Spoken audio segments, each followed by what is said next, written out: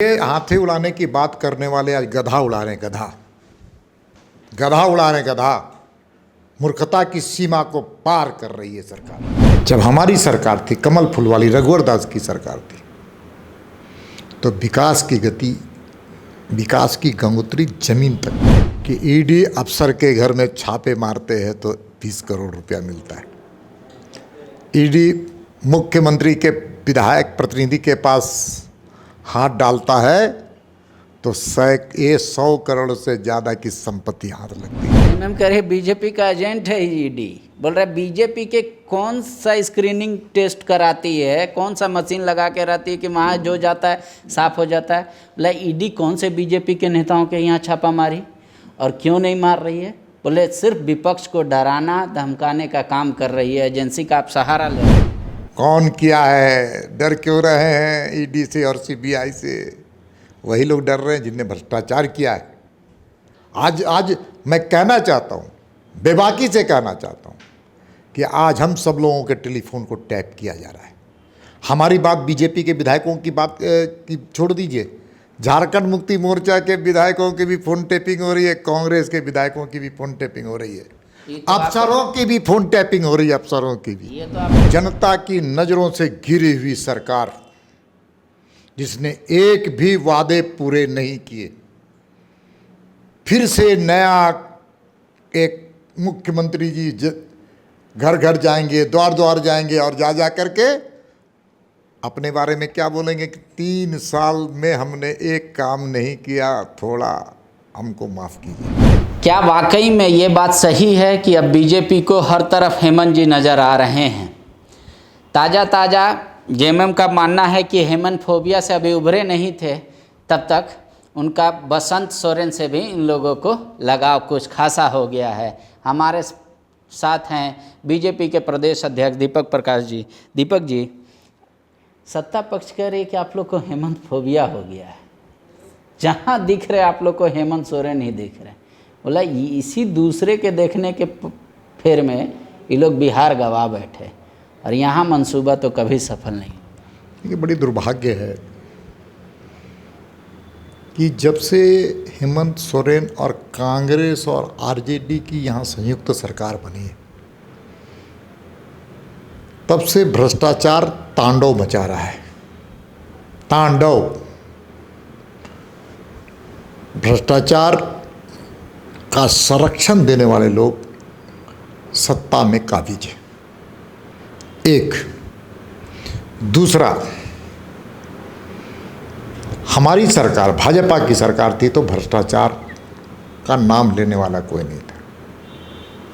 जब हमारी सरकार थी, कमल फूल वाली रघुवर दास की सरकार थी, तो विकास की गति, विकास की गंगोत्री जमीन तक पहुंची हुई। मैं आंकड़े देकर कह सकता हूं कि इस राज्य में कुपोषण सबसे ज़्यादा है जब से ये सरकार आई है। मैं आंकड़े देकर बता सकता हूं कि प्रति व्यक्ति आय लगातार गिरते चला जा रहा है झारखंड में। मैं आंकड़े देकर बता सकता हूं कि कानून व्यवस्था यहाँ की जर्जर हो चुकी है। मैं आंकड़े देकर बता सकता हूं कि नक्सल की घटनाएं में बढ़ोतरी हुई और विकास की शून्यता। हमारी सरकार थी उस वक्त प्रत्येक दिन कितनी सड़कें बनती थी और आज 5 महीने हो चुके हैं 11 किलोमीटर की सड़कें ग्रामीण क्षेत्र में नहीं बनी। केंद्र की सरकार की पैसे आ रहे हैं गरीबों के लिए, नितांत आवश्यक लोगों के लिए। सड़क की हालत उसी प्रकार है, बिजली की हालत जर्जर है और हर विभाग में लूट और खसोट का जमावड़ा बना है। जेएमएम आपके बात से इत्तेफाक नहीं रखता। वो कह रहे, जगन्नाथ महतो कह रहे हैं कि बीजेपी के चलते एमडीएम बंद होने वाला है। मध्याह्न भोजन बोले नाम बदल दिया, पैसा 8 महीना हो गया नहीं दिया। अन्नपूर्णा जी के सभा में कल पूरा वो बोले इस बात को, भरी सभा में। मुख्यमंत्री कहते हैं मेरा 1,36,000 करोड़ रुपया अभी तक केंद्र नहीं दी। दूसरी बात, सत्ता पक्ष ये कह रही है, कुपोषण का आप बात कह रहे हैं, पोषण सखी को क्यों हटा दिया बीजेपी ने? तो बोल रहे हैं कि और इन सब के इतर क्या बीजेपी अब जज हो गई है क्या कि भ्रष्टाचारी बता रही है हम? बोले रघुवर जी की केंद्र में सरकार बीजेपी की यहाँ बोल रहे अब हटे हैं गद्दी से तो हम लोग अब जांच का आदेश दे रहे हैं। मुख्यमंत्री बोले चाहे वो निर्माण कार्य हो, चाहे आयोजन हो, 34वां वो जो हाथी उड़ाने वाला वो बात कहते हैं। बोले कि अभी जजमेंट ऐसा बोल रहे खुद को जज बता दिया और हेमंत जी को आरोपी बता रहे हैं। देखिए हाथी उड़ाने की बात करने वाले आज गधा उड़ा रहे हैं, गधा उड़ा रहे हैं, गधा। मूर्खता की सीमा को पार कर रही है सरकार। मैं फिर कहना चाहता हूँ केंद्र के 19,000 करोड़ रुपए आए हैं कोयले के रॉयल्टी के रूप में। और आज जान करके आपको आश्चर्य होगा पांडे जी कि अभी आए हैं 3,558 करोड़ रुपए। तो मुख्यमंत्री जी फिर ऐसा क्यों बोलते हैं कि पैसा आ नहीं रहा चवन्नी? वो वित्तीय चीज़ों की जानकारी नहीं है, इसलिए जानकारी नहीं है कि वित्तीय प्रबंधन जानते नहीं है। पूरा राज्य वित्तीय कुप्रबंधन से फंसा हुआ है, फाइनेंशियल एनार्किज्म है। पेंशन की स्कीम में मुख्य सचिव आपत्ति करते हैं और फाइल को घोड़े की तरह दौड़ाने का काम कर रही है सरकार। मुख्यमंत्री जी हमको बता दें कि उन्होंने एक भी घोषणा, धोती साड़ी कौन योजना थी उसमें भ्रष्टाचार का दाग लगा, आज उस योजना की क्या हालत है। गुरुजी के नाम पर दाल भात योजना का इन्होंने फिर से नया संस्करण शुरू किया था, आज उस योजना की क्या हालत है। मुख्यमंत्री जी बताएं कि पेट्रोल और डीजल का जो राज्य की सरकार की घोषणा थी उससे कितने लोगों को लाभ हुआ। आपके भ्रम के चलते लाभ नहीं हुआ। कांग्रेस तो ये कह रही है कि बीजेपी ने ऐसा भ्रम फैलाया कि जो ले लेगा 25 रुपया सब्सिडी उसका राशन कार्ड बंद हो जाएगा। और अब हम लोग धीरे धीरे लोगों तक जा रहे हैं, समझा रहे हैं कि ये बीजेपी का वहम है, मत पड़िए, सब्सिडी का लाभ लीजिए। चलिए अच्छा, कम से कम कांग्रेस के लोग और हेमंत सोरेन जी की सरकार के लोग भाजपा को इतना मजबूत मानते हैं कि हम भ्रम फैलाते हैं, वो डर के घर में सोए रहते हैं। ये तो भाजपा की ताकत को वो भी एहसास कर लिए। ये एहसास जनता की आवाज़ है, 3.5 करोड़ जनता की आवाज़ है। और ये सरकार भ्रष्टाचार से लिप्त है, विकास से मुक्त है। मैं बार बार कहता हूँ कि ईडी अफसर के घर में छापे मारते हैं तो 20 करोड़ रुपया मिलता है। ईडी मुख्यमंत्री के विधायक प्रतिनिधि के पास हाथ डालता है तो 100 करोड़ से ज़्यादा की संपत्ति हाथ लगती है। अब देखते जाइए, ईडी ऐसा जो फाइनेंशियल एक्सपर्ट्स एजेंसी है, जो फाइनेंशियल करप्शंस का बहुत बड़ा एक एजेंसी है। जेएमएम कह रहे बीजेपी का एजेंट है ईडी। बोल रहा है बीजेपी के कौन सा स्क्रीनिंग टेस्ट कराती है, कौन सा मशीन लगा के रहती है कि वहाँ जो जाता है साफ हो जाता है। बोला ईडी कौन से बीजेपी के नेताओं के यहाँ छापा मारी और क्यों नहीं मार रही है। बोले सिर्फ विपक्ष को डराना धमकाने का काम कर रही है, एजेंसी का आप सहारा ले रहे, दुरुपयोग। लोग ईडी या सीबीआई उनके हाथ गले में हाथ डालेगी, गर्दन में हाथ डालेगी जिसने भ्रष्टाचार किया है। अब भ्रष्टाचार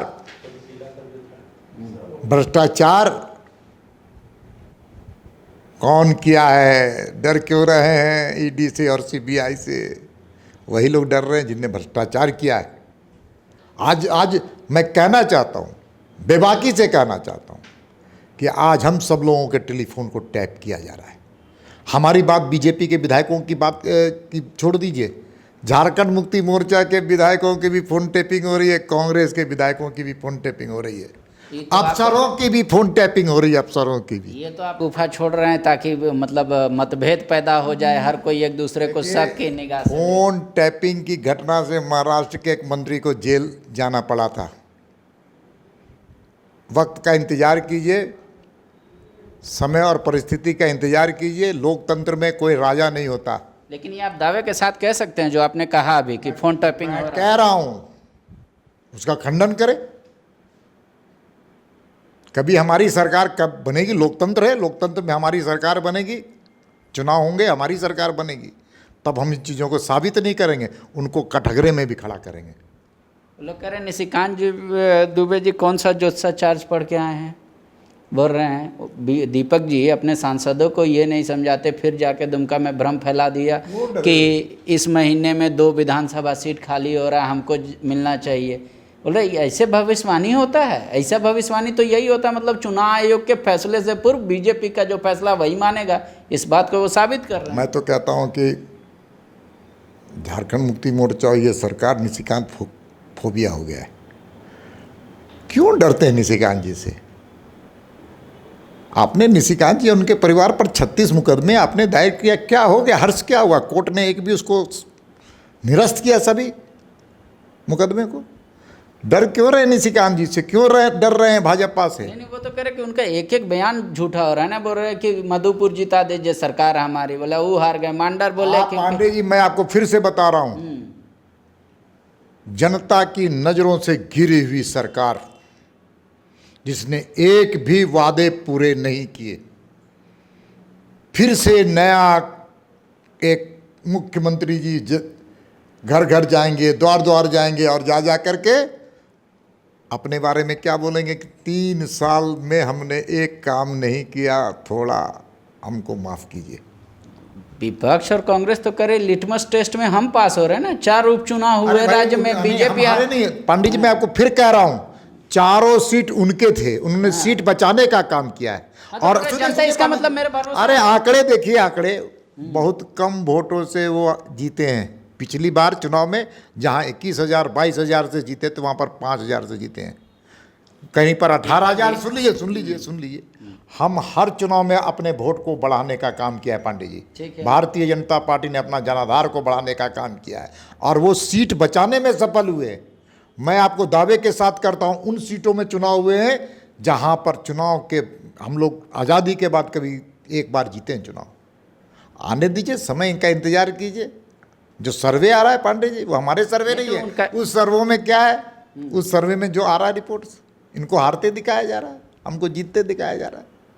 लेकिन उनका भी मानना तो तर्क सही है ना कि अभी भी सर्वाधिक उन 4 ही सीटों पर जनता यूपीओ के साथ है, बोला बीजेपी के साथ नहीं है। पांडे जी मैं फिर कह रहा हूं, समय का इंतजार कीजिए। मैं फिर कह रहा हूं कि लोकतंत्र में कोई राजा नहीं है, ना हम राजा हैं ना वो राजा है। राजा झारखंड की जनता है। मुख्यमंत्री के आप गांव देहात टोले बस्ती में जाइए और पूछिए सरकार के बारे में क्या आपकी धारणा है। पांडे जी मैं आपको फिर कह रहा हूं, उनके चुनाव किनके थी पर हुआ, किसके अखाड़े पर हुआ? उनके अखाड़े में चुनाव हुआ। थोड़ा मेरे अखाड़े में चुनाव आएंगे तो मैं उनको बताऊंगा कि दांव और पेंच क्या होता है। ठीक है, लेकिन एक बात ये है, मान लीजिए कि आप कह रहे हैं कि अगली बार जो चुनाव होगा तो बीजेपी सर्वाधिक लोकप्रिय पार्टी के तौर पे उभरेगी, लेकिन फिल वक्त में अगर वो लोग इस बात को कह रहे हैं कि भाई हम सर्वाधिक लोकप्रिय थे 19 में भी और 22 में भी हैं। हमारी बात को पांडे जी इतना ही उनको है ना, तो विधानसभा को भंग करके चुनाव में चले जाए। क्यों चले जाएंगे बोले? उनको बहुत अहंकार है ना, आपके वाणी के अनुसार उनको अहंकार भर गया सत्ता का। तो उसको मैं चुनौती देना चाहता हूं कि आ जाइए मैदान में, फिर से विधानसभा का चुनाव करवा दीजिए। वो तो ऐसे पार्टी के लोग हैं कि अपने विधायक को फंसा रहे हैं। अब उनकी बात क्या कीजिएगा पांडे जी? वे तो ऐसे पार्टी के लोग हैं जो अपने विधायक को कटघरे में खड़ा कर रहे हैं। उनको अपने विधायकों पर भरोसा नहीं है। इससे और क्या दुर्गति हो सकती है इस राज्य में? जो अपने पार्टी के विधायकों पर जिनको भरोसा नहीं है, इससे बड़ा दुर्भाग्य और क्या हो सकता है कि उनको मुकदमे में, झूठे मुकदमे में, सच्चे मुकदमे में, खराब मुकदमे में फंसाने का काम करे सरकार। अब मैं तो मानता हूं कि सहन शक्ति की भी कुछ सीमा होती है राज्य की जनता के लिए। इसलिए मैं आपको फिर कह रहा हूं पांडे जी, 1974 के आंदोलन को हमने देखा है। अब्दुल गफूर जैसे तानाशाह और इंदिरा गांधी जैसे तानाशाह को भी देखा है। उस वक्त भी 2-4 उपचुनाव इंदिरा गांधी चुनाव जीत गई थी। तो इसका मतलब नहीं कि जब 1977 का समय आया तो उसको साफ कर दिया। 25 साल अब दीपक जी का सपना पूरा नहीं होगा, ऐसा दावा है सत्ता पक्ष का। बोल रहे हैं ये अब सरकार कंटिन्यू करेगी हमेशा। देखिए मैं इतना ही कहना चाहता हूँ कि जनता की नज़रों से गिरी हुई सरकार। पांडे जी, आप एक निर्भीक पत्रकार हैं, समझदार पत्रकार हैं और एक समझदार चैनल या पोर्टल्स के आप समझदार व्यक्तित्व है आपका। आप थोड़ा गांव देहात टोले में जाकर के देखिए, किसानों की हालत देखिए, किस प्रकार से अकाल की परिस्थिति पैदा हो गई और राज्य की सरकार एक भी कोई काम नहीं किया। मैं एक घटना का उल्लेख करना चाहता हूँ। अभी मैं गया था जहाँ बिजली गिर गए थे, बच्चे बोड़िया सब में, मैं बोड़िया गया था। दुर्घटना हुई, 3 बच्चे की मौत हुई। 3 बच्चे की मौत हुई, गरीब निर्धन परिवार के बच्चों की मौत हुई। दुर्भाग्य पांडे जी ये था कि जिस बच्ची की मौत हुई वो बैंक की पीओ की परीक्षा में उत्तीर्ण हो गई थी। 2 दिन बाद उसको वहाँ पर ज्वाइन करना था, लेकिन वहाँ जाकर देखिए कि किस प्रकार से 11,000 वोल्ट को आवासीय परिसर में घुमाया गया है, किस प्रकार से स्कूल के ऊपर से 11,000 वोल्ट के तार को निकाला गया है। मैं इसलिए कहना चाहता हूँ आपको कि घटना घटी, लेकिन इस सरकार का कोई मंत्री, कोई विधायक और कोई बिजली विभाग का जूनियर इंजीनियर से लेकर के चेयरमैन तक वहाँ नहीं पहुँचा। आप किस सरकार की बात कर रहे हैं पांडे जी? एक संवेदनहीन सरकार की आप बात कर रहे हैं? ऐसी सरकार जनता की नज़रों में गिरी है। मैं वहाँ पर गया था, वहाँ के लोगों ने कहा कि आज तक ऐसी किसी सरकार को हम लोगों ने नहीं देखा कि इतनी हृदय विदारक घटना घटने के बाद भी एक शब्द सहारे के लिए, विश्वास जमाने के लिए और इस घटना के साथ दुखी परिवार के साथ खड़ा होने के लिए कोई सत्ता पक्ष का आदमी, कोई जूनियर इंजीनियर से लेकर चेयरमैन तक नहीं गया। हाँ, उपायुक्त महोदय वहाँ गए, 12 बजे रात तक वहाँ लोगों ने बताया, लेकिन एक भी ये सरकार क्या बात कर रहे? मेरा आखिरी सवाल है, निशिकांत जी के बयान को आप किस रूप पे देखते हैं? वो कह रहे हैं उनको भविष्यवाणी नहीं करना चाहिए, ये घमंड बोलता है बीजेपी का। देखिए, निशिकांत जी ने विचार दिया है और वहाँ सोच समझकर ही विचार दिया होगा, मैं मानता हूँ। उन्होंने तो सीधा कह दिया कुछ दिन में इलेक्शन होना है दोनों सीटों पर। अब उनके पास जानकारियाँ होंगी, लेकिन मैं इस प्रकार की भविष्यवाणी नहीं कर रहा हूँ। मैं तो ये कह रहा हूँ कि जब भी चुनाव होंगे तब उनके अखाड़े में चुनाव हुआ था 4 विधानसभा, अब हमारे अखाड़े में चुनाव होगा। अब पता तब चलेगा कि जब मेरे अखाड़े में पहलवानी करने आए।